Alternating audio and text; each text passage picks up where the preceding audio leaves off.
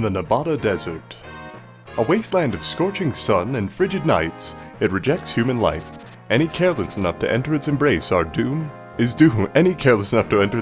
doomed to wander lost. Uther, the Marquess of Ostia, spoke of a living legend. Guided by his words, Ella would head straight into the desert. Because come on, what better way to find living legends at the advice of someone who you admittedly trust but didn't give you any specific instructions to prevent the end of the world, than to run straight into a desert. At least we're right at the edge of it, though. What are you talking about you're going to die? You are literally on the edge of the grass to the sand.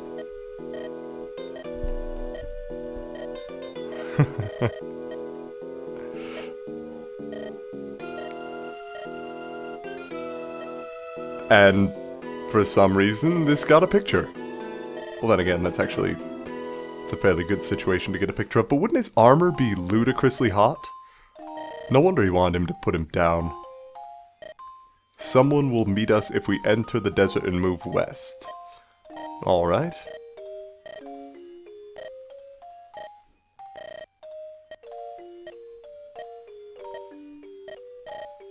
You're different from people. There you go. Alright, now. Oh my god, what's up? I think this might be the guy we wanted to meet. Random. How do you know this?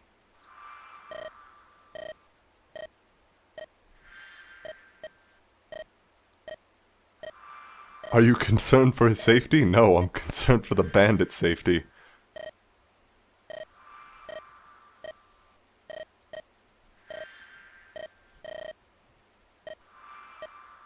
Now, Lord Arcsage? Oh man, yeah, no, this guy's definitely the one we're looking for. Alright, so level's going to begin here pretty soon. We know that someone's under attack to the west. And from the words, it was Lord Pent.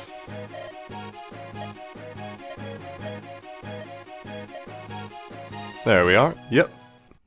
Alright, and here's a bit of a weird staple of the Fire Emblem series. There are always two bandits or warriors who are very nearly twins who operate in tandem. I don't know what this tradition this is, but it seems to have held up pretty well.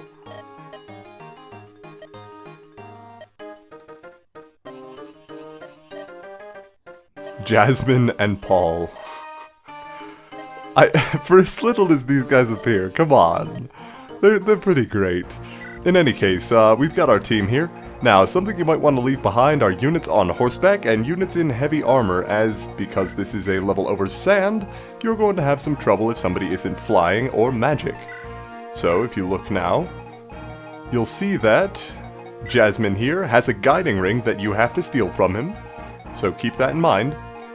And then you have Paul. Paul doesn't have any ranged weapons, but Jasmine has a hand axe. Now, the main difficulty from this level is not going to be completing the level, rather just about the opposite. The main difficulty from this level is going to be you getting to any enemies whatsoever before Pent kills everyone. He's not on the map now, but once he does appear, that's going to be what you need to do. Now, there is a secret level accessible through this map. However, the victory condition, the condition to get the extra level, is a bit odd. That is to say, the victory condition is you need to get 700 experience. Now, normally you'd say, well, I have this many enemies, I don't really anticipate getting anything but 700 experience, that should be fairly simple. But then you take into account that there's going to be a sage standing at the center of the map that everybody's going to try to attack anyway, and things suddenly get a bit more difficult. Sarah can keep the barrier staves, I'll just have her use them on people if I can actually remember to. But I can give the door keys and whatnot back to Merlinus. Now, yeah, and Florina doesn't need to hold the member card. So the easiest method to make sure that you're actually going to get the experience that you need is to send Florina, or a similarly high movement flying unit, to the center of the map to rescue Pent. It is going to be a little bit dangerous because there are a couple of archers here, but as she is an upgraded Falconite at this point, we really don't have to worry too much about that sort of thing. Plus, she can kill the first bandit, and everybody else has reduced movement in the desert, so we're fairly safe there. Plus, I think Pent is going to kill this one. Also, keep in mind there are going to be treasures around this desert. There's one down here that's actually fairly useful. There are 2 treasures on either side of this thing, and I think there's treasures surrounding this small skeleton. One of the most difficult things about this map, though, is the fact that... Oh, wait a minute, I never did actually train up, Dart, did I? No, I forgot to bring him with for the level where he had to go to the arena. Oh well, so it looks like we're not using Dart this game, but still.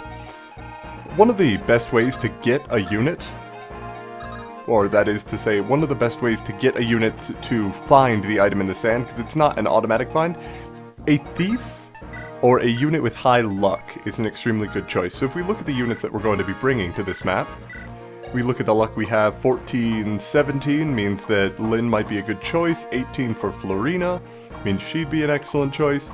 13 for Rebecca means she wouldn't be bad. And Ninian could probably find some things as well. But overall, you're just going to want to send Matthew over there, because what do his thief eyes see? Well, they see pretty much everything, so... Going to go ahead and give a torch back to Merlinus, and a lockpick actually. I've got the spares sitting there, but no need for him to keep them.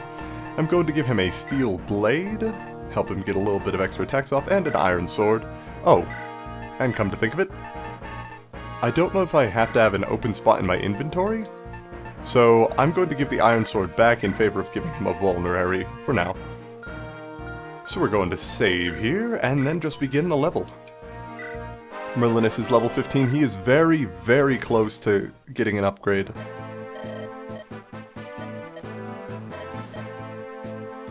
And Kanas gives you a little bit of a hint that there are going to be magic items in the sand, but you already knew that. Because if you look at the damage, in regards to the bowmen and how much damage they can do, if you look at how much damage that one bowman could do, it was 16 to Florina.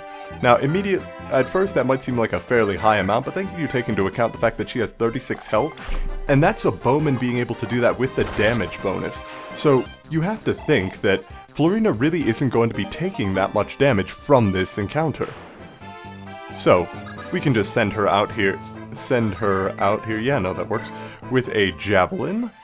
It's going to, she only has 5 uses on it, but chances are she's not going to be using it too much this level. All she needs to do is get over there, rescue Pent, and get out. And since she can move again after rescuing, it's going to be just fairly easy for her to do so. Then we're going to go ahead and send Matthew and a Lord south. Actually, the Lord is fairly important. I can't remember the exact square, but there is a square that we have to put Ellawood on for the good of our team and recruiting a unit for our team. Now, how much damage can Kanas do to these folks? Plenty. He'll just go ahead and kill that knight then. Kanas really needs to get some extra magic power, or I'm going to need to use an energy ring on him sometime here in the near future. Since Luna is based on his base magic for its damage, the higher magic he has, the easier it's going to be for him to kill people. And there we go, a point of magic up, excellent, and skill, which is going to help him hit with the spells when he can actually cast them. So that was actually just about as good a level up as I could have hoped for. Guy the Swordmaster still remaining an excellent unit for his ability to dodge attacks, or lean out of attacks. And that's just with an iron sword. When we actually get him a killing edge or a silver blade or something like that, he's going to be that much more frightening. Of course, his low constitution means that it's going to be slightly more difficult for him to wield heavy weapons, but the same goes for his opponents, so... Hector can just insta-give most enemies at this point, but he's not getting any experience for it, so that's something to be avoided most of the time, since we are trying to get as much experience in this level as we can. Now, I did mention that you want to make sure that you're sending magic users and flying units out here. Thieves as well. Thieves gets a slightly lowered movement penalty. But anyone like a hero or a sniper or a lord is going to get significantly decreased movement speed on the sand. And generals especially, they'll be down to just a space or two. But as you can see, Pent is an absolute beast, dealing 27 damage in a single hit with Hellfire. He will instantly kill a lot of the units on this map. And what he doesn't instantly kill he'll probably get a second hit on. Like, watch this bandit. I don't know if he's going to be able to attack twice. Hopefully not, but of course that's not going to be the case. Pent is going to kill 3 or 4 units on the very first turn. No arguing about that. So you just have to make absolutely certain that you get someone out to him as soon as possible. In this case, it's going to be Florina, but it's not going to be before Pent kills a couple of units on his own. Oh, Thunder against Raven. Raven has a fairly high dodge potential, not nearly as high as a Swordmaster, but it's still fairly good. But these units just keep suiciding themselves on Pent, and that's really unfortunate. Because I want to access that secret stage, it actually has quite a few really good items. Though the method by which you get the good items is a bit weird, and I will explain that when the time comes if we go to the secret stage. If not, if we don't go to the secret stage, then I'll just see about mentioning it before we go to the level afterwards. I'm hoping we get there, but hope is all I have at the moment. Florina gets a level up and some strength, which is excellent. A little bit of resistance is never bad either. And now, if I'm not mistaken, Pent is going to go, yep, kill that knight. Now, if you don't have a magic user trained up by this point, you'll be using Pent. His stat growths aren't excellent, but yep, there he is. He is the reason that we had to send Elowood south. A berserker, Hawkeye, appears out of the desert and just wants to chill the fuck out, evidently. Nearby, if you talk to him, you will get him as a recruitable unit. Also, if you go down here, you'll notice Hawkeye is a berserker, level 4. Berserkers are known for their extremely high strength, HP, but not necessarily their defense and resistance. Overall, they're just absolute beasts in combat, and that's pretty much the extent of their use. But then again, that's pretty much the extent of anyone's use in this game. The only weakness of berserkers is the fact that you can only get one, and the fact that they can only use axes, but that's really not a weakness at all, is it? So I'm going to have Florina rescue Pent so he stops wrecking the entire enemy team before I get there, and then I can just send out my units. I don't want to kill Jasmine here, since he has that guiding ring, and since Matthew's at the bottom of the map, so he's not really in any sort of position to go grab that.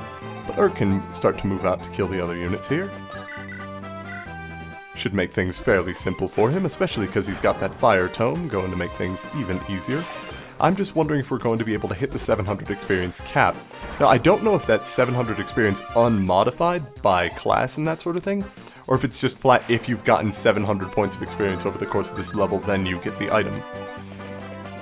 I've never figured it out, but I've never actually ever missed going to the secret stage either, just rescuing Pent on turn 2, so take that for what you will. But there are only 7 enemies left now. Just about everything is already dead, and you could finish this level very easily, but you do want to go around the enemies first. Oh god, I didn't realize Jasmine moved. Holy crap, Florina, get the hell out of there. If Jasmine moves, that probably means that Paul moves too, doesn't he? Oh dear, I think I need to move my team out of there. Or at the very least, I need to keep them out of Jasmine's range, since if they're not in his range, he won't be moving to attack us. Florina needs to get the fuck away, though, because when you rescue someone, your stats go heavily down. Your skill and speed is halved, which in Florina's case means she still has respectable skill and speed, but really not that good. Luckily, I do still have 3 heal staff uses, so I'll be able to get a little bit of healing done here. Sarah is actually quite competent as a healer by this point. She has 10 magic, possibly 11 with this level up. I guess not. HP and skill. Her HP still remains her weakest point, but such things will happen. Need to make sure that everybody's out of Jasmine's range, though. They are good. Excuse me, good. And now, I think... Where's Paul's range? I think I can actually move my units across Paul's range without aggroing him, which would be best. I'm going to go ahead and give this kill to Guy. He could one-shot him with the killing edge, but I'd rather just use a couple of Iron Sword uses than waste the use of a killing edge. It's one of those things where until the end of the game, killing edges are really too good to use. You just can't resist. You have to resist using them because they're just so powerful. And because, really, you don't need to. If you don't need to use them, then by all means, feel free to just ignore the killing edge use. You do get a couple of Weaver Knights that will come in, or Wyvern Knights, I've never figured out the pronunciation. They'll come around, and you do have a guy with a Lunatome that you can steal hanging out here, so you're going to want someone with high dodge to be able to get that. So we're going to go ahead and talk to Hawkeye. Defender of the Desert. And he says that we're a guest, so we need not fight. I'm going to send him down here. He doesn't spot anything, so maybe Matthew will have better luck. Yes, an Ocean Seal. Wonderful. Ocean Seal allows for the upgrade of Pirates into Berserkers, so in this case the upgrade of Pirate into Berserker, and so far as I know it's the only Ocean Seal in the game, so it's something you're going to want to pick up. Now, we do have that Weaver Knight moving out, but the units down there are not going to be able to do much. We do have that guy with the Lunatome who's going to want to fight us, but really he's not going to be able to do much. Oh, why did I drop Pent? That was probably a bad idea. Florina, go ahead and rescue Pent again. I don't want him killing any units before it's time. And Sarah's going to heal up Florina again. And she can start using that Barrier Staff next turn on Florina just for the hell of it to get some experience. Because if Sarah can get to level 20, there's really no reason I wouldn't want to upgrade her, even though this particular magic ring that I'm going to get from Jasmine is going to go straight towards upgrading Priscilla into an actual fighting unit instead of just a healer. Raven has taken some damage, so I could have either Urk or Canas heal him up. And whoever doesn't is going to be going over to get those items. Luck 9, Luck 12. Looks like it is up to Urk. That's not within his range, is it? Nope, just out. Good. Now, Urk can very nearly one-shot this enemy. If he gets a crit, no, 20% chance. I didn't really expect it, but it would have been nice. He wouldn't have had to waste an extra use of his Thunder Tome, but he doesn't really have to waste that anyway. Since it did get him experience, so I can't really count it as wasted in the slightest. Canas is going to go over here and practice his healing magic, since he needs to get that staff leveled up. Shamans, or druids rather, just cannot be bothered to actually hold the staves, they just kind of float them in front of themselves. So that's fine. And if they can get to rank B by the end of the game, that would be amazing, but I don't really expect them to. So at the very least, if they could get to rank, oh, I don't know, D, so you can use a Mend Staff, that would be fine. 7% chance to crit with that Lunatome, but he only has 7 magic in the first place, so he's not really that dangerous. Urk with Thunder is more than a match for him, especially because he's just going to turn around and do the exact same thing. Urk at this point being just about as powerful as Pent, if not more so, especially due to the amount of HP that he has sitting around from that Seraph Robe we gave him way earlier in the game. That Lunatome is now short one use thanks to the enemy attacking us earlier, so that's no good. But Urk can just move right over here, considering that's not in the range of the enemy, right? Nope, good. And you can just start wrecking everybody here. Up to and including that bandit with a Steel Lance, who's really not going to survive too long. But once Urk has taken care of the enemies here, he can start moving in and taking care of all of the items scattered around this map. I'm actually considering just sending Florina back out for items. Matt has a 78% chance to insta-give, which is good. Steel Blades are extremely powerful on thieves and things of that sort, simply due to their ability to attack for a lot of damage with it. Hawkeye is incredibly powerful and actually doesn't have the normal Berserker animations. He has animations that are completely unique to him. Why? Who knows. But as you'll notice, he also has a massive constitution, very nearly able to actually... Yeah, no, he has the same aid as someone on a horse. So if Hawkeye cannot pick you up, just about nobody can. Now, what is this boss's range? If I have Canas hover just out of his range here, I should actually be able to have him move past and get over here for the items next turn. He'll have to kind of skirt the both of them, but that'll be alright to get the item that is there, as it is fairly useful. Now, I think it might be safe to send Florina out again. Rebecca really can't do too much here, but I think I'm going to have Hector take Lord Pent, so Florina can actually fight if she absolutely needs to. But this is really Urk's game at this point. Urk and Canas, the two magic users, just wrecking face together. Urk takes 4 damage, but that's really no big deal. Still sitting well over 30 HP. And with enough defense to really hold out against anything that's going to plan to attack him, up to and including this bandit. Just a miss. Critical hit, nice, one less Thunder Tome use he has to use. I gotta say though, I've been continued to play Fire Emblem Awakening while I've been making this LP, and one of the skills that I've found in that game that I really enjoy is the, I can't remember the name of it. It's a skill acquired by mercenaries that basically allows them to use less weapon uses at a chance of something like twice their skill chance to not use a use on their weapon whenever they attack, which needless to say is absolutely ridiculous. Now, where's this boss's attack range? Where can he not attack? 1 up, 2 up, and 1 right of the bones. This guy also cannot attack there. So, 2 up, 1 right. This is a perfectly safe spot to be. Kanas will take care of this enemy with Flux. The fact that the enemy has a hammer is a bit odd here, considering you're really not likely to be bringing along armored units. Or if you are, he's probably not going to encounter them first, but hammers have slightly higher power and heavily lower accuracy than a lot of other items, so perhaps it's just a balancing factor, like here's a bandit but he really can't hit you, so don't worry too much about him. Yeah, whatever the case. Going to go ahead and fly Florina out here. Nobody's going to be able to hit her, but Urk is having a bit of trouble finding one of the 2 items sitting there. Hawkeye can take care of the other Wyvern Rider coming down here. Normally I don't like to use Hawkeye too much, but he seems like a really solid unit, to be honest. He's not going to scale as well as everybody else is really the issue. Bandit is going to attack Florina, but that's okay, because she still has that Javelin equipped, and 1 use left on it, evidently. Javelin breaks, that's okay. She has other weapons, especially that Iron Sword that she needs to practice with.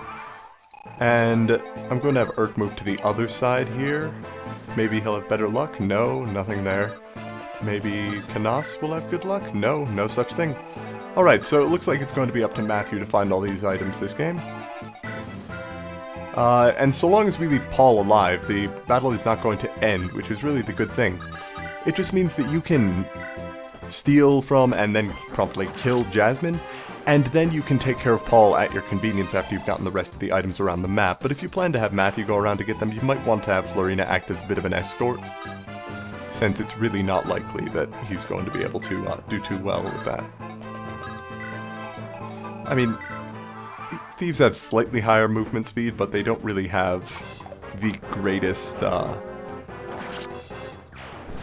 what am I trying to say? The greatest maneuverability when it comes to sand. Sand in general is one of those mechanics that's kind of inevitable, but it's balanced around the fact that magic users can move freely within the sand. It's a level that actively encourages you to use magic users, where there aren't really any levels that actively encourage you to use physical users unless Kashuna comes around. This is one of the magic is a bit overpowered in this game, points I was trying to make earlier in the Let's Play. But, I don't know. Urk's still not finding any items. Let's see if Kanas can find anything here. No? Alright, fine. Matthew, I think if I draw this boss out, I'll actually be able to have Matthew attack him, or rather steal from him this next turn. I just want him to stay within range, so he'll be able to do so, and then Guy can kill him with the Killing Edge pretty much certainly this next turn. Jasmine attacks, and Jasmine and Paul are actually fairly powerful units. If you don't have a lot of stuff trained up, you're going to be relying heavily on the fact that their movement is reduced to be able to deal damage. Kanas dodges, just perfectly fine, shows him how it's done. And a second attack to finish him off, perfectly okay. Getting lots of experience here, which is good since we do want to access that secret level. Though I really don't know how they're supposed to calculate 700 experience if it wasn't going to be unmodified. So I don't know, having this many upgrade units may actually be slightly detrimental to my ability to go to that stage. Still. The basic message is, if you rely on Pent to kill all the enemies, you're not going to the secret stage. If you don't rely on Pent to kill all the enemies, you should be alright. Florina's gonna fly out here, try to find some items as well, no such luck. What about Urk? Nope. Kanas? Nothing. Good, good, excellent. Absolutely fabulous. I'm actually gonna have... Oh, damn, he can't really drop anything, can he? Can anyone trade with him? Elowood, you in range? Sarah? Oh, thank God for magic users. Drop the one remaining heal staff use, and trade with him, take that ocean seal, so he can steal a different item. Good, guiding ring is now ours. And then you want, if Matthew's not very powerful, or even if he is, you'll probably want to have Guy kill this guy immediately. In this case, I'm going to be using a Killing Edge, 50% chance twice to kill the boss. And Guy does land it, good. I got hit, but if... okay. Luckily, the bosses do give an absolute ton of experience. It's, well, one of the things about them being upgrade units. That's an amazing level up for Guy. Getting a little bit of extra strength is never a bad thing, but he will probably max out skill and speed before the end of his Let's Play. So I think that I'm going to have Florina come get Matthew so he can actually find the treasures immediately for us instead of us just kind of messing around in the desert for a while. But I think that the skeletons are the only revealing factors. The only one that really isn't indicated at all within the game is going to be the one down at the bottom right corner, the ocean seal. And even then, that's sort of suggested by Hawkeye arriving there, but not really. Oh, good. Urk finds the hero crest, which is always solid. Florina finds absolutely nothing, which is less so, and Canas finds nothing. Okay. Now, this unit's probably going to attack Florina. Yep, there it is. And he's even going to be a little bit within the boss's range, taking a little bit of cover underneath his attack power, and the fact that I really don't want to move within his attack range. That's a bit clever for AI. Florina still does not find anything. Urk is going to be able to easily take out this enemy. Hopefully he's even going to be able to find the item here, but I don't know if you have to wait or if you can just find it by moving, attacking, and then finding it afterwards. So take that for what you will.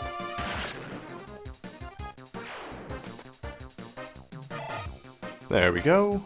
Tell me he finds an item? Nope. Now, Matthew can easily find the item here. An Eclipse Tome, which is absolutely amazing. Eclipse is a bit odd because it is a dark magic spell. Hit chance of only 30% base, which is absolutely ludicrously low. But it does half the enemy's health.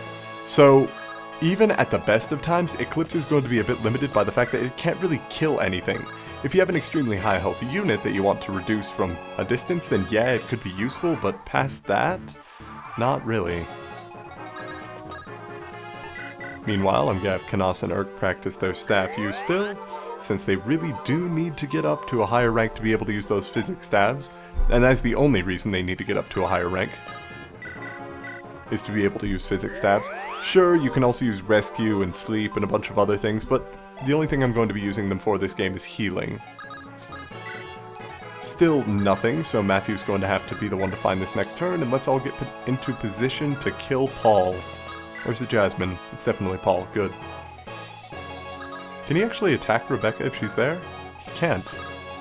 I'm tempted to just attack him now, but Rebecca has actually a high chance of killing him, so I don't think I want to do that. Alright, Matthew will go and find the treasure now, whatever it is, I can't remember. Oh, a light brand. It's actually really good. It is the only ranged sword in the game, and I could have sworn there was a body shard around here somewhere. Or whatever it's called, a statue fragment, whatever it would be. Which lowers the, or raises your constitution by 2, allowing you to rescue other units a bit more easily, and reducing the penalty from your own weapon slightly more. Now, Rebecca's going to deal quite a bit of damage to him initially, since I don't want to really go near this guy due to his, well, his killer axe, to be completely honest. But I'm going to see if Canas can't land both hits with a 77% chance. Hopefully so. No, not my day. Alright. Or not Canas' day anyway. Perfectly alright though. 8 HP means it's going to be more than viable for... oh, weapon level dice. That's nice. More than viable for Guy to take him out, but first I'm going to go ahead and heal Guy with Urk. It's only 1 HP, but that's considerably more weapon level for Urk. Especially at level 1, heal staves are just so good for leveling up quickly. He's already over half, and I've barely used anything. And Guy can just finish him off with an iron sword. Perfectly alright. And there we go, we got 3 upgrade items in a single level. Granted, we wouldn't have gotten any if we didn't know where to look, but since we did, we got a lot of stuff. And we can't even use all of it, we don't have any use for that hero crest. So here's Lord Pent. Watch such a lopsided battle, yeah. Lopsided in Pent's favor, maybe. Living legend. Okay, so he does know what we're talking about in terms of living legend, and yes, Hawkeye is here too. Did we find it? Yes, it is spectacular. Alright, that was clear, thank you. Now, here we go, we are about to meet a living legend. Athos, the Archsage. We've come from Lycia. Okay, so he's calls us children of Roland. Roland founded Lycia. There you go. Hanan, Roland, and Athos the Archsage, who made the wasteland Nabata his homeland 100 years ago. The very same one who fought the dragons in the Scouring. Over 1,000 years old. Okay, no, never mind, not 100. Athos is just old as hell. Well, there you go. Living legend indeed. And he apparently knows about Nergal. Aware of most things that occur on the continent. One of the children of destiny. Okay, sure.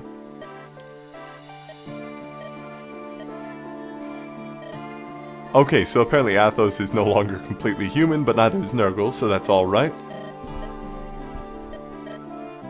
Alright, so we must find the power to oppose him. What is it? Will you stay the course? Well, there you go.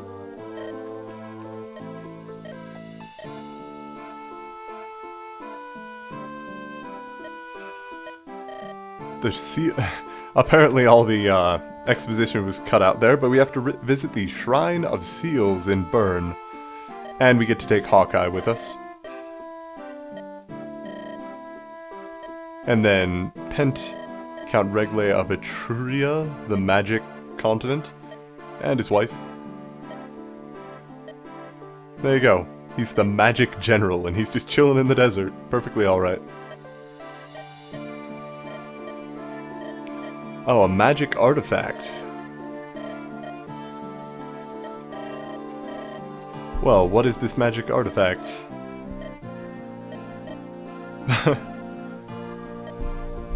So apparently they disappear from their own country for months at a time. So their disappearance is not going to be too much not to be noted. Yeah, how's it going? Yes, yes, yes. Want you to take this. Natural abilities. Do not waste its powers.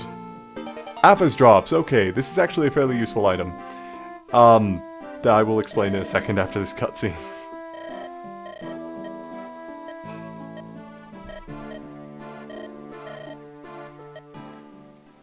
And now dude is just going to teleport us the hell out based on what Elowood's thinking of. Which is probably going to be his mom. Right? Right? Am I right? Yep, there we go.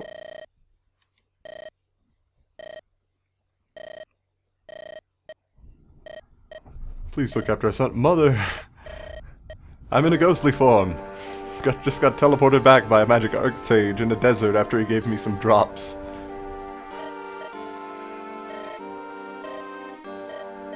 Wait, she doesn't even care about the fact that the archsage sent us.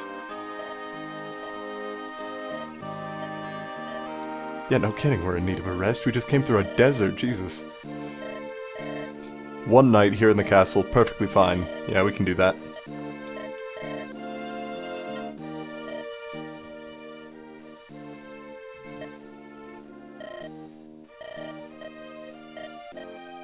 Yep, Bern. Lots of places. Oh, no idea. No. Call it amnesia.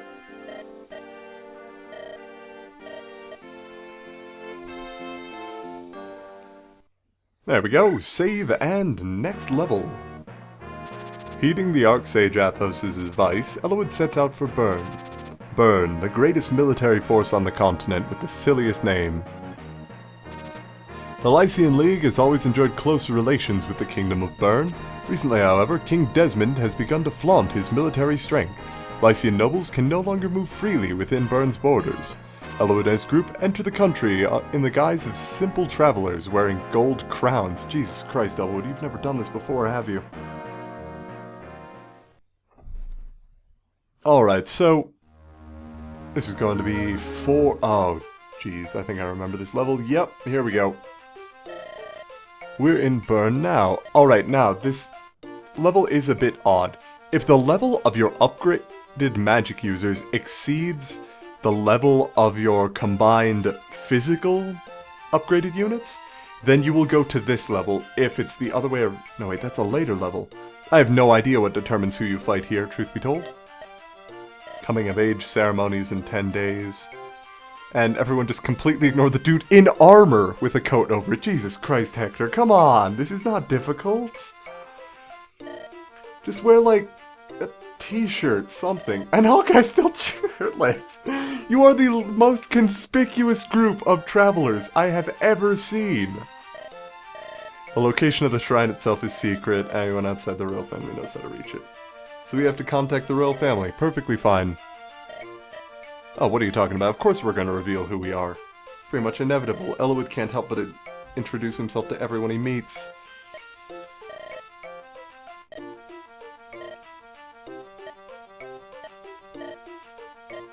Oh, there you go.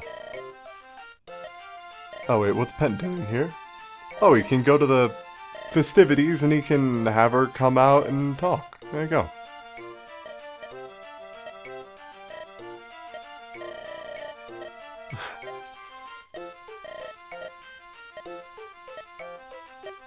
There you go. Dude's just gonna go full-on spy mode, attend a party, try to get information, and if he fails, he's just gonna run away with his wife.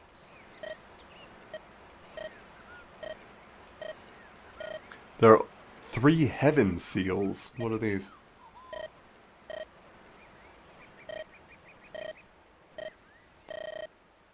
And Hawkeye has a lot of faith in him. But that's okay. So now we see 2 of the biggest generals and a little girl with green hair named Nino. Lloyd and Linus, 2 of the 4 Fangs, just happen to be in the town that we're passing.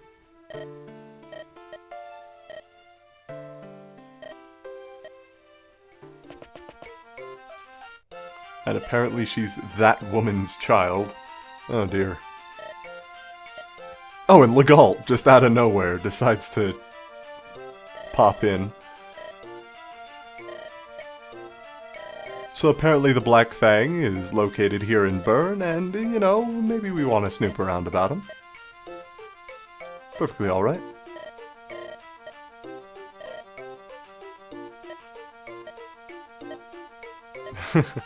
Everybody split up and talk to some folks, see if you can't find some information.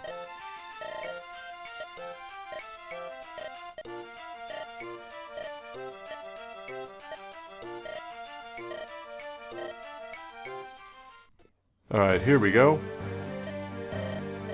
Now, these dudes have every right to be confused. They just headed to a desert and they show up literally the next day. Halfway across the continent.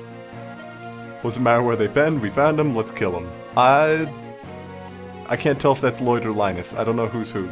I'm gonna assume Linus is the one with the beard.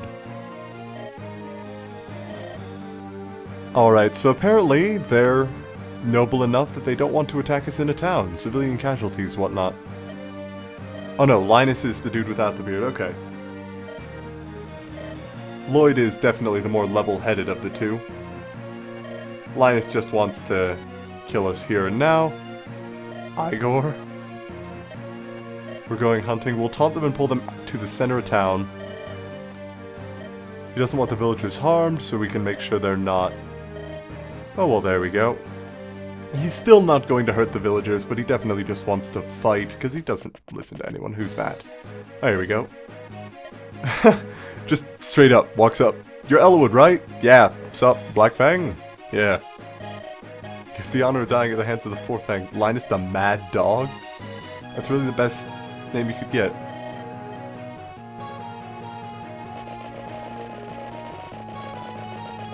Alright, so we got pirates, we got mercenaries, we got quite a few people. Here we go, Aphis drops on Elwood. We're not using those right now. Not by a long shot. Aphis drops say gives a little treat to the unit that uses it. It is not immediately apparent what this thing does, but it's actually one of the best items in the game. And not for its use or anything like that, but simply because it can give you one of the best units in the game. Which is to say, whoever you use it on will become one of the best units in your party, or has the chance to, at the very least. What Aphis drops do is, when you use Aphis drops, they will increase the percentage chance of a single stat growing by 5% on every single stat on that unit across the board. So every time they level up, there's an additional 1 in 20 chance that they'll get another stat, which basically means that on average, they'll get 1 additional stat in every single category by the time they hit level 20, and another stat in every single category by the time they hit level 40, or effective level 40 after they upgrade. Now, if I'm not mistaken, Matthew still has that guiding ring, so I want Priscilla to use that. Finally get upgraded. Troubadour upgrades to Mage Knight, or whatever they're called. Valkyrie, right. So she gets a bit of a boost to her magic, a big boost to her resistance and HP. She's still pretty fragile, but now she can actually use magic to attack, which is absolutely glorious. We'll give her a fire tome and just watch her kind of tear through the enemies on her own, especially because of her A support with Urk. She's going to have a lot of bonuses to crit, dodge, avoid. And dodge and avoid are separate things. Crit, dodge, avoid, and hit while she's in the area. So, Florina doesn't actually have an Iron Lance still, but I bought a couple of those, so I'm going to give one to her. Who else can use lances now? I don't think it's anyone, truth be told. So who am I going to bring with me on this fight? Does Hector have his full support yet? No. I think I'm actually going to be leaving behind Oswin and Matthew, unless anybody has something I need to steal on this map. Let me check that really quickly. Red gem, don't really need that. Need to be careful of whoever that was with bolting, though. That's a bit more dangerous than anything else. And... oh, Jesus, Linus has a silver blade. 14 attack. Compared to his... or in addition to his 21 attack, he's going to be an absolute beast. He does actually have an A support with Lloyd, but since Lloyd isn't here, he doesn't get to take advantage of that. There is an arena in town if you want to use it, which...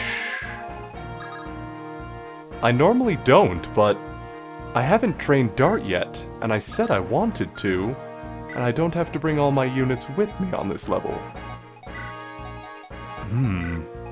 That's actually really tempting. In fact, it's so tempting that I think I'm going to do it. I don't need to bring Lynn with me since she's not really working on any individual support, so I'll grab Ninian. She still has 11 uses on Ninny's Grace. I did screw up a couple of times, so I was training earlier, had to reapply Ninny's Grace once per unit that was using it. There is a single town over here that is a decent item, but there's also a guy with bolting standing between you and it, so you're going to want to send someone with high resistance over that way. Luckily, Priscilla could fit that bill, as could Florina. But Florina is going to be much more busy trying to get to these towns at the other side of the map. I can't remember if she can actually fly over walls. Yeah, she should be able to. I see no reason why she shouldn't. But I do also need to build up her support relationship with Hector, so perhaps I'll just leave those two at the back of the map and leave everything else to everyone else. Ninian and Elwood already have a B support, or a C support. I never got them to B, that's unfortunate. Priscilla and Urk, good. Rebecca, no support, but that's fine. And Raven is just going to lead the charge with his absolutely ridiculous stats. He's nearly maxed out on speed already, which is unfortunate, but he does have a much higher skill cap than he does a speed cap, so take that for what you will. Now, I'll even give Dart... well, I'm going to give him a vulnerary, obviously. It'd be pretty foolish of me to not do that. But I will give him that ocean seal as well. So as soon as he hits the proper amount, he should be able to immediately upgrade to a Berserker, which is going to be absolutely great, since Berserkers are only rivaled by Swordmasters in terms of natural crit chance. Merlinus is level 16, so we'll deploy him again. Good. And... oh god, I can't remember who... I do remember who talks to this guy, and it's actually perfect that I've brought Dart. This is Geitz. There is no suggestion whatsoever that you should have Dart talk to him, but I've just remembered that that's exactly what you need to do. As you can see, Priscilla is powerful enough to take care of these enemies, even without anything else. Her 18 resistance means that normal magic enemies are going to have a lot of trouble getting through to her. So she's actually just about the perfect magic siege unit, where before she was just a healer, now she is both a healer and an offensive powerhouse. So to get Geitz, you're going to want to lure him out somehow. If you can manage to lure him out without someone dying, that's absolutely fantastic. He does have a killer axe, so make sure you stay at range with him though. And then you also want to make sure that these pirates don't get to... Actually, is it these pirates or the ones that spawn in the ocean? I can't remember. Someone is going to be going for the houses, so you're going to want to charge through the enemies as quickly as possible. In fact, yeah, I'm just going to send you out here, and you're going to immediately attack with an iron sword.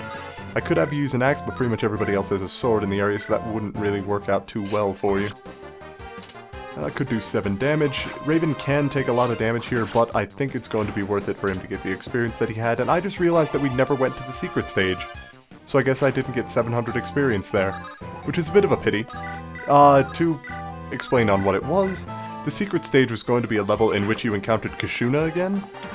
You drop into a single level, your party immediately starts in the top right of the map, and if you play this map, be careful. As soon as the level starts, a wall will separate your two teams right along the middle of your formation, so you want to have an even team on each side. Additionally, because Kashuna is there, he's going to stop magic use for a lot of the maps. You're not going to be able to attack over walls as well. If you have archers, they're going to be invaluable. Same thing for nomads.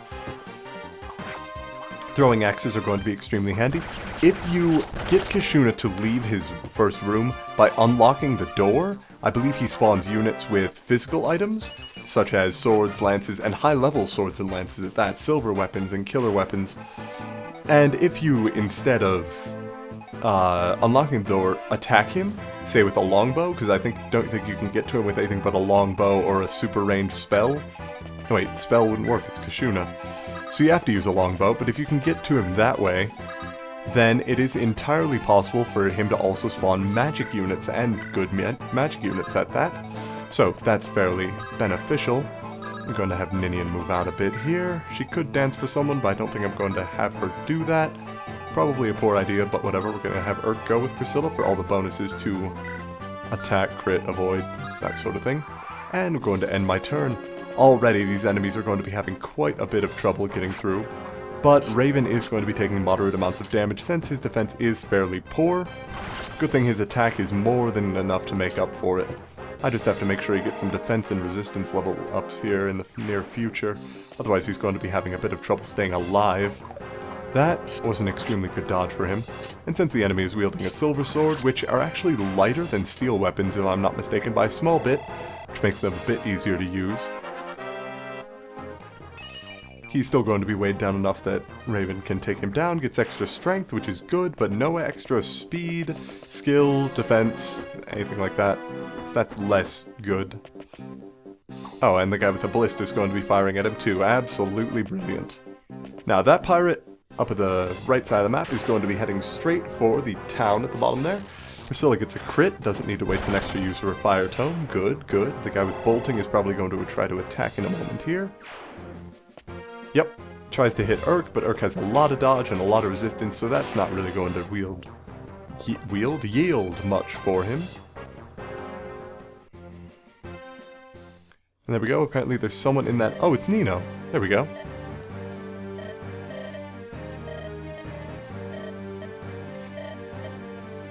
There we are, there's Jafar.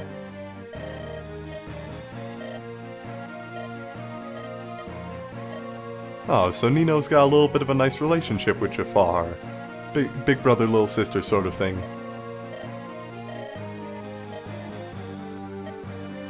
Okay, so apparently Jafar is grievously wounded to the point of passing out, and Nino's just going to be taking care of him. Now, again, remember, Gites can attack, so be very careful who you stick there. I'm actually going to put Hector out there, since I think he's one of the most defensive units I have on hand. And he's going to have to tank that. Raven is going to move here, equip an axe, because I don't think anybody has any really threatening items apart from the lance. I have a lance, an axe, and a sword there, so nothing I choose is going to have the full advantage on the weapon triangle. But a vulnerary will make sure that he stays alive through the next turn. I want Dart to survive, so I'm actually going to move him out a bit. And then that Wyvern Rider is going to be a little bit of a pain in the ass. But I just need to make sure that Ninian is well defended here, so she's probably going to have to move back, as is Sarah.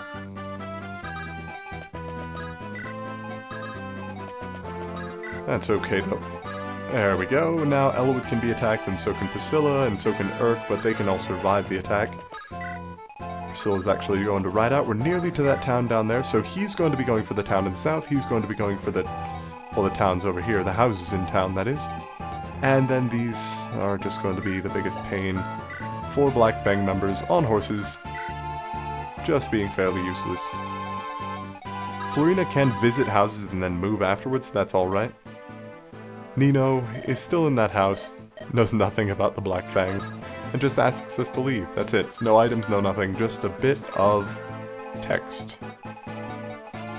Now, after Geitz leaves here, we're actually going to be able to move Florina through to get to these places really easily, but we do need to have Dart recruit him, so he needs to stay in the area. There we go.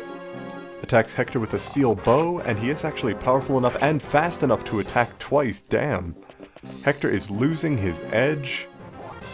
Raven is more than capable of taking out this Black Fang pirate. Only a 17% chance to hit on his end compared to 96 for 24 damage with only an iron axe. That's absolutely brutal. But there are 2 sword users here. They're not going to be fast enough to attack twice, but they will be dealing some damage, and Raven's even going to miss one of them, so that hurts.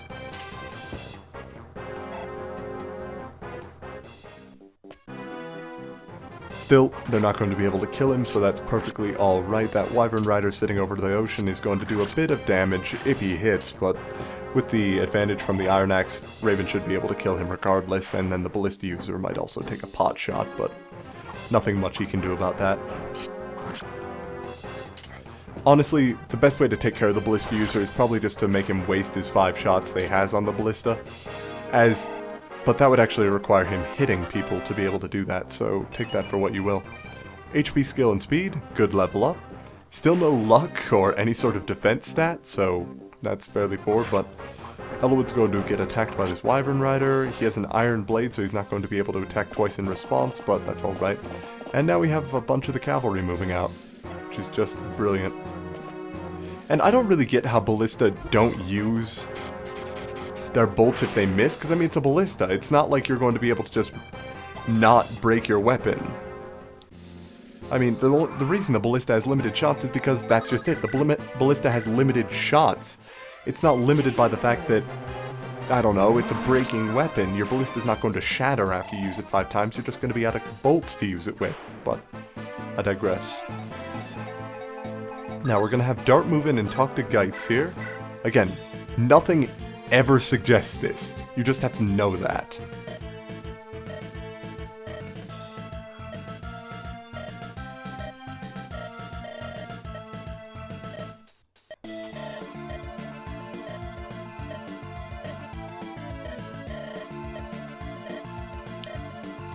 And he's just a bored mercenary, so he decides to join the guy that he actually knows from a while ago.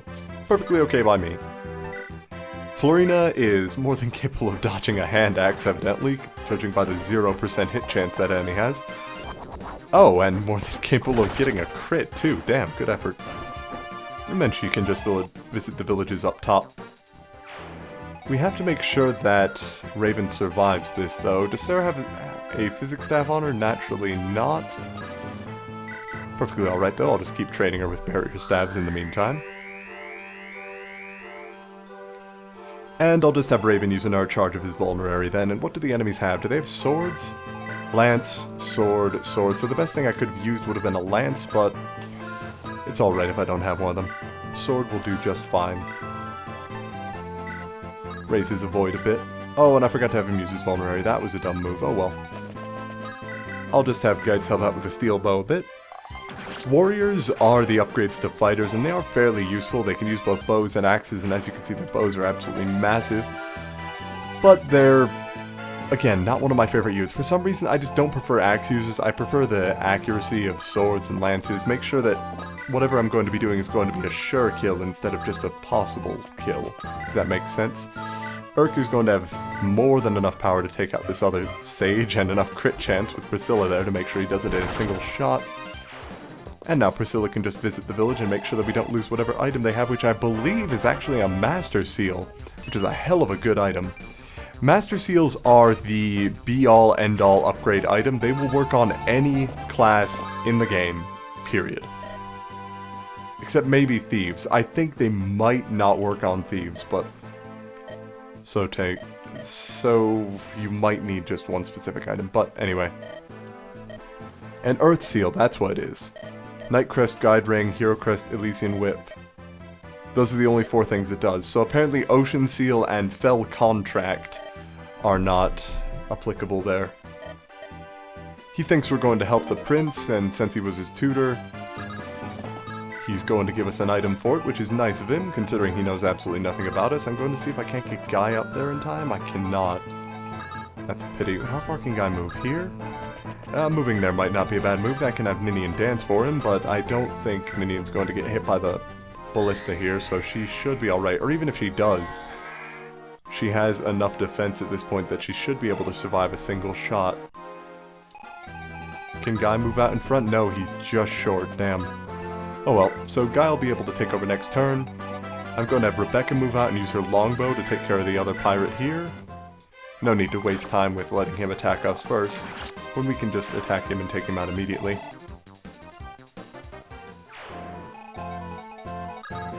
I'm going to try to keep Hector near Florina. You need a bunch of turns with units next to each other for them to be able to upgrade their support.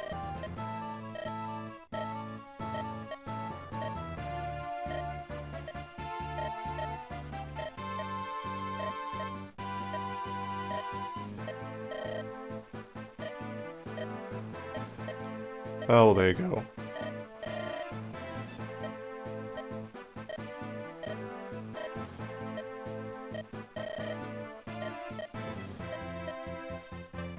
Support level increased. A lot of the times when you get a support between a male and a female character, it'll be romantic interest, whereas when you do a support between 2 males and 2 females, it'll be more of heterosexual life partners sort of thing, especially once you get to A rank. Osmond and Matthew, once they got to A rank, were just talking about their support, dedicated support to House Ostia. Who else have I had support with? Urk and Priscilla. Urk's contract expired, but he's staying there to protect her, which is, you know, pretty nice of him. But they're all traveling with the same party anyway, so take that for what you will. I never get why the hero throws their shield in the crit animation, but I'm pretty sure it's just because it looks completely fucking amazing. I mean, seriously, it's one of the coolest animations in the game. Dude tosses the shield into the air, jumps after it, and then lands a massive critical hit. So, since apparently that ballista can fire on Priscilla from here, I'm going to go ahead and heal her up with Urk. Keep getting that staff level higher. It's turned around a bit now. Priscilla's the one getting in combat and Urk's the one healing. But it's best to get someone to S rank with any weapon as early as possible, so you have at least one person that can use them. Now, we'll have 2 ranged units over here, so I'm going to want a magic user or someone with a ranged attack to take them out as well. Oh, I should have had him use a staff there. Oh well. Hindsight is always 20/20. Now, 4 strongest members. He's a great man. He rescued her from bandits. Shoot. Well, here's the thing. The Black Fang were good people. They were good people under Brendan Reed, but now they're being ruled by Sonia, that was it. So, they're really not as just as they used to be. And apparently that house doesn't give us anything, which is kind of trash. That's 2 houses thus far that have yielded absolutely nothing. Dart is going to be near the arena here, which is good, since he needs the ability to actually go there. But that ballista, how close is it to out of shots? I'm thinking it's got its 5th shot here pretty soon. But I think I'm going to have to fly Florina or someone out there to kill the damn thing here pretty soon. Just because I'm getting really irritated with all this. And regular units can't usually move across the ocean. I could send Dart out there. Might not actually be a terrible idea. Well, actually, no, it would. Dart is a pretty trash unit at the moment. At least until he upgrades, then he's a pretty excellent unit.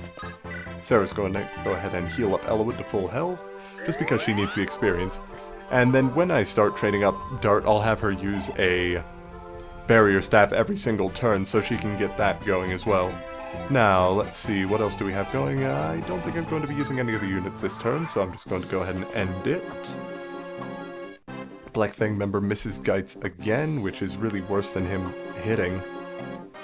just because it means he's going to keep firing, and they are just so irritating. Now we get a bunch of pirates spawning at the other side of the map. If you have taken out the ballista somehow by this point, then it'll be fairly easy to get your flying units to go over there, especially if it's an upgraded Pegasus Knight that now has the ability to use a sword. Because if you have an upgraded Pegasus Knight that can use swords, obviously they're going to have the weapon triangle advantage against the pirates. No magic, that's pretty trash, but oh well, 19 more levels. Healing from Urk to Priscilla, and how the tables have turned. Urk has 19 more health than her, that's kind of ridiculous. She could, if we ever find another Seraph robe, she could probably use that too. Someone tells us to stop? A random Black Fang member? Who wants us to use a Silence Staff against Sonia. That would be pretty difficult considering her resistance. Silence prevents magic users from using their magic. However, it is a fairly high level staff, and as the difficulty to make a staff hit is kind of governed by the amount of resistance the unit has, any magic unit worth their salt is going to have a really hard time being hit by a Silence Staff.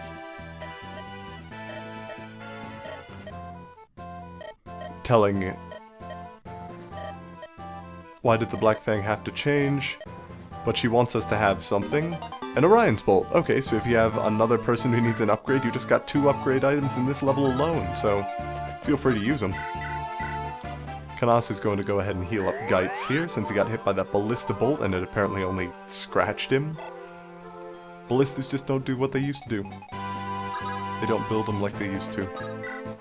So now we can have Sarah move in, we can have a minion standing next to Elwood, good, good. Plenty of support rank to be found there.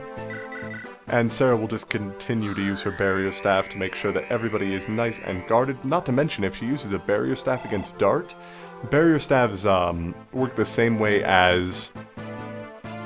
what am I trying to say? As Ninny's Grace, in that if you rescue the unit, the barrier staff won't actually wear off at the beginning of the turn. So you can stack a barrier staff and Ninny's Grace, I'm pretty sure. Though don't quote me on that, it might just be the one of them. And that unit is going to continue trying to hit us with a ballista shot. And lots more enemies are going to spawn up there. Going to be a couple of mercenaries, but that's perfectly fine. Kanas can just equip Nosferatu and go to town. Because if he hits, then instant gib on a lot of these units. There we go, plenty of experience for him. And he'll be able to go back and start using his healing staff again pretty quickly, but no magic, that's unfortunate. Oh well.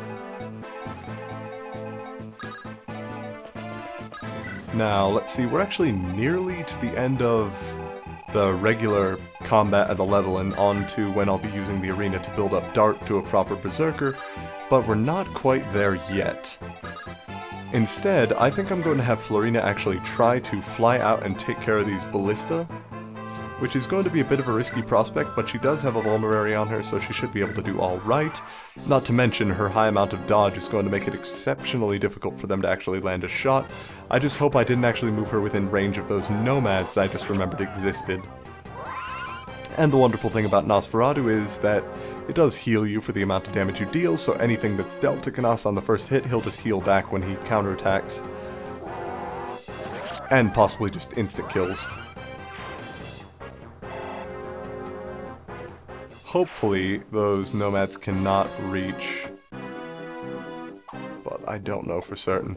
Now, we do have 3 pirates. They're all moving towards this lower island, where, admittedly, Priscilla is going to be located. He has a crit chance of 1%, but that's not really going to do too much for him, as Kanas is just going to get an instant kill with the Nosferatu Tome. Regrettably, though, that Nosferatu Tome is limited uses, and we don't have a second one in storage, so I'm probably going to unequip it after this level. 24% chance to hit for a moderate amount of damage. He misses, good. Ballistas have an even lower rate of accuracy, and it's out of uses as well, so that's just an absolute godsend. She is going to go ahead and take out this Black Fang member because he's just sitting on that island like a smug bastard. Kept firing at us, so it's about time that we take care of him. The only bad part is Florina's not really going to be able to take out the other ballista until the end of the level. That's really it. There's not going to be any opportunity for her to take out the other ballista simply because it's right next to Linus. If she moves in to kill it, then Linus will just move in to kill her. So the only thing you can do is make it waste its uses. Oh well. Guy is going to be more than capable of taking out this unit with this steel bow, especially if he lands a crit. I'm wondering if I can get a support between Guy and Raven. That would be absolutely amazing if it were possible, but I don't know the support relationships in this game well enough to know if it is. Still, I'm going to go ahead and heal up Raven with Canas.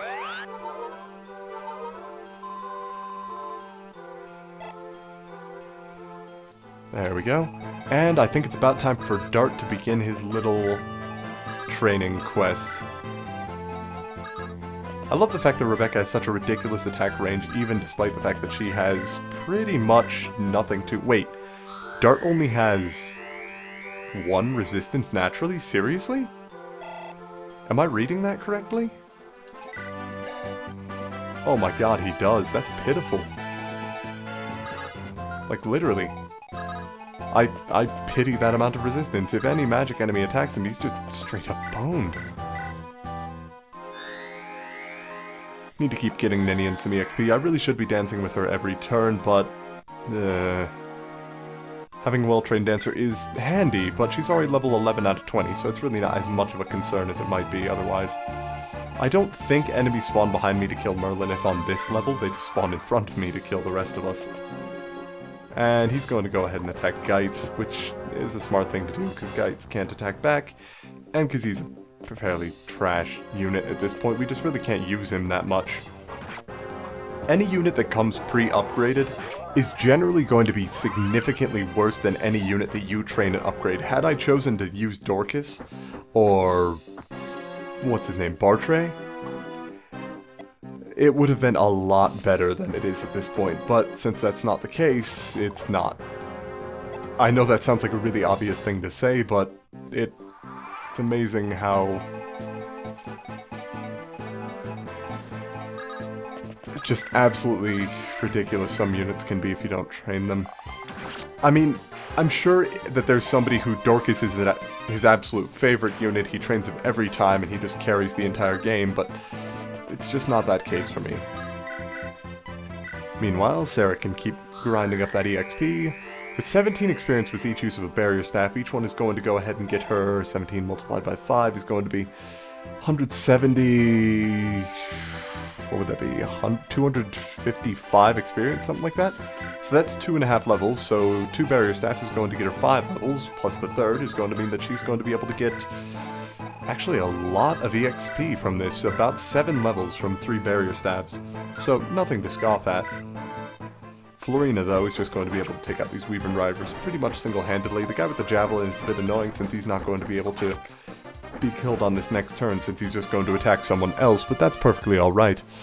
Meanwhile, we're going to have Dart here in the middle of the map, nearly able to start training him up to the best of my ability, but because these enemies can attack at range, it's going to be a bit more difficult to make sure that Ninian stays safe. What is Dart's Constitution as well? I need to make sure that Constitution 10, so Hector can aid him, as can Geitz probably, don't quote me on that. And definitely Florina should be able to. Actually, if Florina and Hector can aid him, then that's all he needs. Because Florina will be able to rescue him, move right next to Hector, Hector can take him, drop him the next turn, and then just keep moving. So I'm actually going to have him take his first arena fight while we're still going through the rest of the level. Level 5 fighter. God, Dart's accuracy is terrible. It's going to make training him a bit more difficult, but he manages to get the kill on the guy in his very first arena fight. That's a good starting point. And we get a bit of gold. We'll build up our gold, hoard. I guess it might even be at this point. It's not just a stockpile, it's a veritable hoard by now. Go ahead and heal up Hector with Knas since he is at half health from... I cannot remember what did that much damage to him. Anyway, we should be alright. Raven can go ahead and get whatever's in this house since I honestly can't remember. We find... oh, Lord Murdoch. Something about the King's Tyranny. Is someone there? No, we're not. We just sneak out of the house and that's it. No items. Okay. So that house was still useless. Only 2 of these actually contained items, the one at the bottom right and the one in the middle of town. Oh no, 3, the silent staff, I almost forgot about that. So take that for what you will. There are a lot of shops here though. I'm going to see if any of these actually have useful items in them. If they do, that'll be quite helpful. And then I'm going to have... Do I want Priscilla to fight this or Urk? Okay, no, let's dos. I think I'll have both of them do it. Florina is going to be able to dodge that javelin with, well, pretty much complete ease. Elowood can deal a ton of damage with that Iron Blade, and he should be able to attack twice since pirates are fairly slow when they're on the enemy team. Once Dart gets upgraded to a Berserker, he's going to be considerably better at this, but... Florina cannot quite kill this unit, which is unfortunate. 1 health left, but she'll be able to get him next turn. I need to get her another Javelin. I think I have one in storage, but even so. She's just going to kill the Javelin unit this turn, and then the one who has the regular weapon will attack her on this next turn. She'll be able to kill them. Unfortunately, this means that her own ability to go to help with the arena fight is going to be a bit dampered by the presence of actual enemies on the field. And she doesn't get strength again. She'll be able to use Silver Lances, but if she doesn't get more strength, it's really going to hamper her ability as a late-game unit. Okay, so Geitz can actually carry him, which is good. Oh geez, but the area is a little bit odd here. Now, Sarah can just continue using this barrier staff for every turn that she doesn't need to heal Dart, but using the heal staff on Dart is also going to be fairly helpful. Though I think I might want to have Canas do that and her just keep using barrier staffs on her off turn. A single point of luck is probably the worst level up we could get on anybody but Raven, who, again, has just absolutely abysmal luck for this playthrough. For some reason, I don't know why. It's because luck is usually the dump stat. It's the stat that everybody has too much of, but this time around it's just I could not get luck on him to save my life. I got 2 in 10 level ups. The rest of his stats are fine, but luck contributes to everything. Hit, dodge, avoid, everything. So while it's not immediately evident that it's a great item, it is... oh, whatever. Anyway. So that... Wyvern Rider is going to be able to attack Florina. She takes him out. 15% crit chance, does not trigger on any of these attacks, but that's alright. It's just a couple extra uses of a Steel Lance. The Ballista is apparently out of shots up north, and Priscilla is going to have a bit of a fight on her hands considering 2 Wyvern Knights just showed up. But that's perfectly alright, as she does have Urk standing nearby to give her a lot of extra hit and avoid, especially the crit chance. I think it's 15% bonus crit chance or something ridiculous like that. But I do need to get her trained up with magic to at least the point where she can use L-Fire, which I think is C with the Anima weaponry. Still, what do we have here? We have Reavers and Bows. Okay, so steel weapons, Reavers, and Bows are pretty much worthless. I don't need any of those. What will they be selling at this vendor? Mend, Restore, Vulneraries, Antitoxins. I do actually need a couple more Vulneraries, so I'll buy some of those. Now, I don't want to buy too much, since Merlinus is actually getting kind of full on items. He can only carry 100 items in his caravan, which at first sounds like a lot of items, but when you start to run out of inventory space, you'll start to realize that maybe you should actually have to pick and choose what you have. Go ahead and drop Dart there. Sarah's going to move up here and start using a barrier staff on Canas again. I think that Canas is going to be standing one square below where he is. That way Hector can move to the other side, give to Geitz, Geitz can drop, and he can dance. Good, I think this plan works. Plus, once I actually move him out of there, Florina will be able to wait right next to Hector for most of the time, and with Florina waiting next to Hector for most of the time, that's actually going to be quite helpful, since they can build up their support relationship. They're only a B, and they're one of the harder supports to actually get a hold of, simply due to the number of turns it takes. Dart's accuracy is going to be the longest thing that determines how long he's going to be in here. But hopefully he'll get some extra skill while he's here, since 8 is kind of ridiculous. HP and strength, it's not terrible. It's definitely the 2 stats that he's going to rely on the most, but whatever. Canas is going to wait there, good, yes. Raven can move out of the way. Oh, and Priscilla, I forgot about that. She has a couple of Weaver Knights to fight down the bottom right corner, but with fire magic, she's going to be more than capable of taking them out, just because Weaver Knights are weak to magic.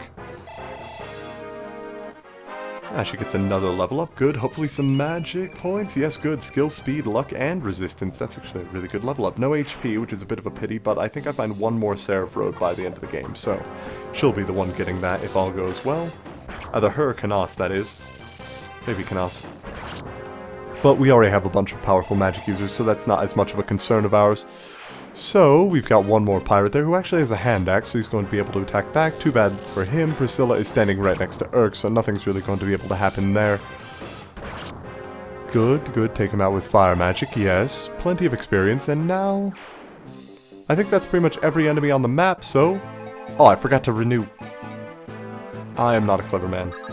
Okay, so I lost the Ninny's Grace on Dart. So I'm going to have to try this again. Let's see if I can get this positioning correct. Florina waits on this side. She'll be able to... I'm going to need to switch around Hector and Florina next turn, but that should be alright. Canas can heal up whatever wounds he has, get some training in staves. And then Sarah can use a barrier staff on Canas every turn, get the experience from that. Soon we'll be actually ready to class her up. And we do actually have a Master Seal, so she'll be able to use that to get to her upgraded class, because I don't think we have anybody else who hasn't upgraded in our A team. And again, Sarah doesn't really count as our A team, but she's going to be our only light magic user, so that'll be something. Especially once we encounter people who start using dark magic on a more regular basis, but not going to use anything this turn. Now they do have heal staves here if you need to buy a couple, and I think I will eventually, but just not right now. What they have in this armory. Very basic stuff. Good. Always good to see. If you need to buy anything good, you can go ahead and do that there, but I don't actually need to, so we're fine. I'm going to have Geitz buy a couple of healing staves while he's here. And Raymond's just going to chill out nearby. Now, Dance with Ninny's Grace for Dart. It's only going to have 9 uses left on it, but that's okay. The only thing I use it for is grinding up levels of units I have. And I will see you all again when Dart is level 20. Alright, it's upgrade time, ladies and gentlemen. As you can see, both Sarah, or as you can't see at the moment, but both Sarah and Dart are both level 20, so it's time for them to upgrade. I'm gonna have Sarah use this Earth Seal, since I don't have a guiding ring handy. Immediate upgrade into Bishop. A light magic user that can be upgraded from Cleric or... what is it called? Whatever Artur's class is. Is it Artur? Or is it Lucius in this game? I honestly can't remember. All the light mages blur together, I never really use them. Point is, bishops are actually a fairly useful unit. It starts at level D with light magic, which is actually really useful because that's the level of Shine. And Shine is a fairly powerful magic in its own right. Dart is up to 41 HP and actually maxed out on Strength. So his upgrade to a Berserker is going to make him considerably more powerful and is going to make his axe considerably bigger. Jesus Christ. That's as big as some of my other units. Anyway, he gets a lot more Constitution, and this is one of the reasons that Berserkers are so powerful. Their high Constitution means that the weights from axes are not going to bother them too much. So even though their speed is only moderate at 15, it's not going to be hampered almost at all by the weapons that they're using, so they're going to be able to attack that much faster. So now, as you can see, we've got pretty much an entire upgraded team. Also, Ninian's level 14 now, still with a B support with Ellawood, but Hector has gotten to an A support with Florina, so the two of them are doing fairly well now. He has a B support with Ellawood and an A support with Florina, but since a unit can only have 5 levels of support before they, well, can't support anymore, Hector has officially maxed out. Which is why you want to be careful. You don't want to immediately support between anyone that can do it, because if you have 3 different people support, and if anyone supports more than once, whoever they support more than once with first is going to have to be who they commit to for that support.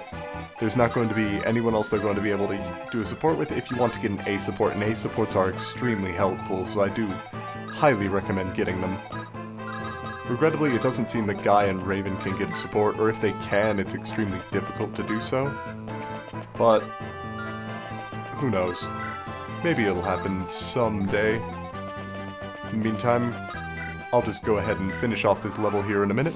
Just got to take out these last 4 units, the boss among them. I think I'm going to have Priscilla do a bit of the fighting here, either her or Urk, since they are the most powerful of my team right now. How far can these folks attack? Right there? Yeah, I might as well have Florina do it. She can move far enough that she'll be able to take on the both of them at once, and she has to train up with swords, so that shouldn't be a terrible idea. Hector's a bit far away to be able to help out though, so he's not going to be able to do too much. I could have Sarah continue using a barrier staff, and I do actually want to get her up to S rank with staves pretty quickly here, since, well, having more than 1 S rank with staves really won't do much, but at least one of them will be able to use it.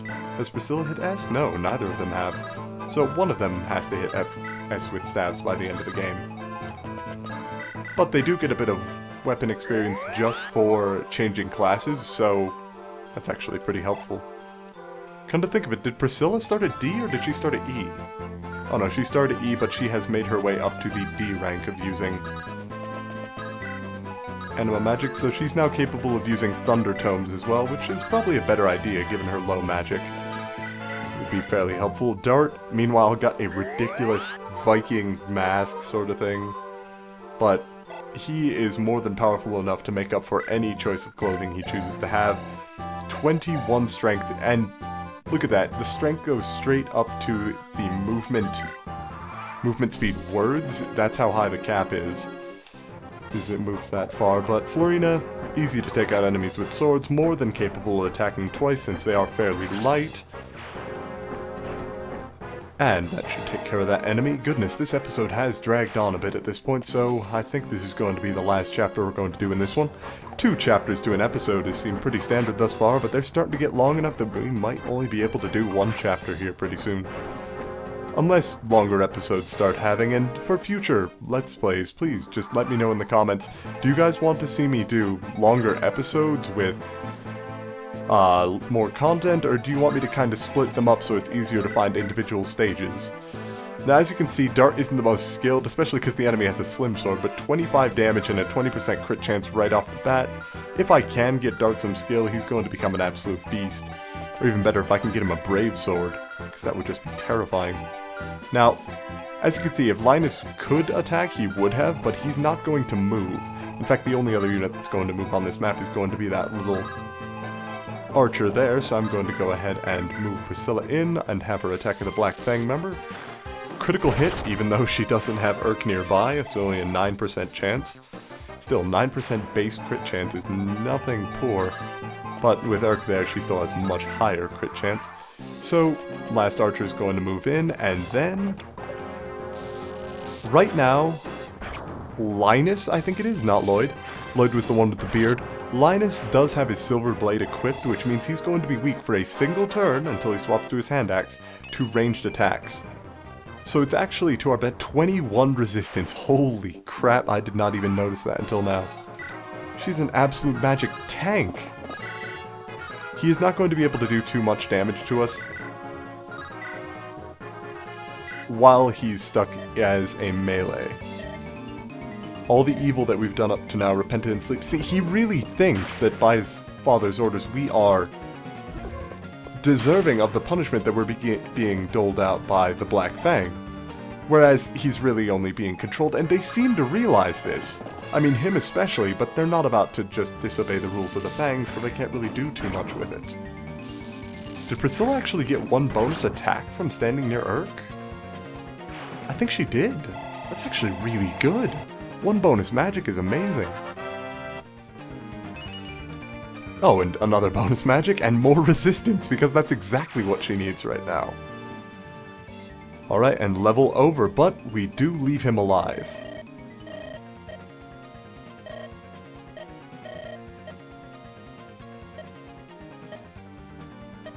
Wait, what's he... Do as you must... Here we go. This is what Eloyd is taught. This is what finally convinces them that we're really not villains. Eloyd just says, fine, you know what, you seem like an honorable man, so I don't think you'll do this.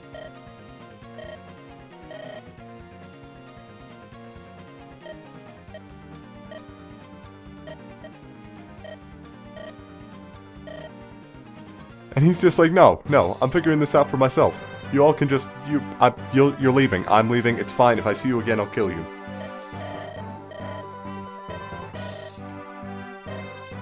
The Black Fang does have honor, but they are definitely being used by Nergal, yep.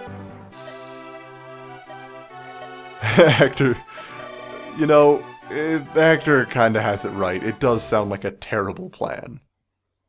Well, Lynn Sprite stayed on screen there for some reason.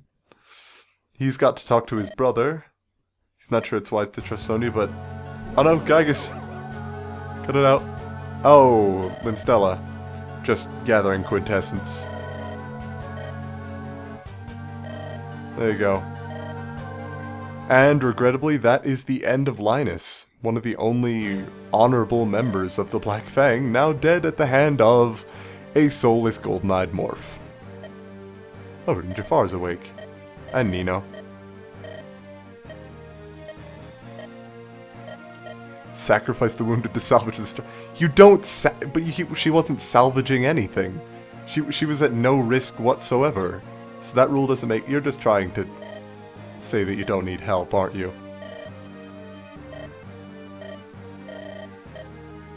See, Nino's honorable, like your brothers. Or stepbrothers. Well, Jafar really isn't able to move. Wow, seriously? Well, at least Nino's going to nurse him back to health, and Lloyd shows up. And now... Linus is dead, Lloyd does not know what really happened. Oh, shoot. We're going to have to fight the other one too, aren't we? Bern Manus. There we go. The Queen? Oh, wow. Look at the king. Just look at that. He looks so out of place. He's facing the camera more than he's facing the other people.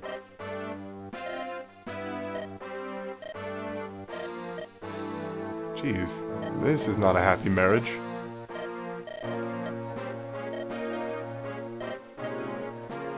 Okay, so King hates son because the son is the favorite of the mother, who wants him to take the throne.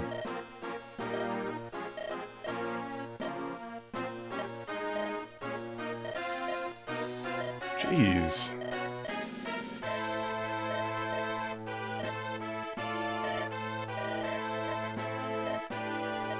And this is the kid that's gonna be ruling. The kid who's under the control of the resentful mother and the resentful father.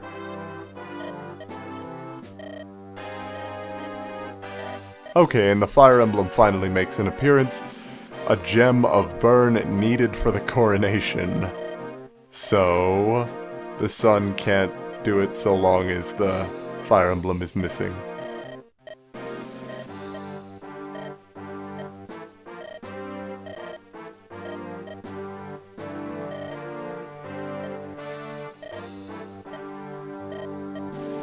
Oh, well, there you go. Apparently, Zephiel is a kind boy who's loved by the people and is extremely good with both weapons and books. So naturally, he cannot be allowed to take the throne, because I'm none of these things. Oh, there you go.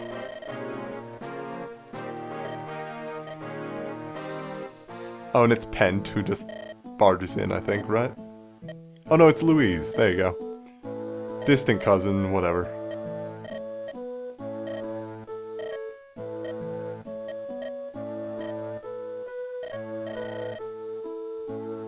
And we're about to get a job. Recover the Fire Emblem. Ah, they're back. That was quick.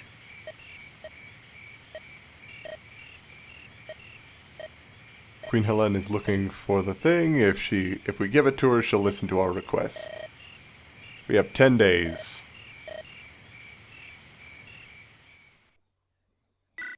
Alright, and with that, I'm thinking that's gonna be the end of the episode.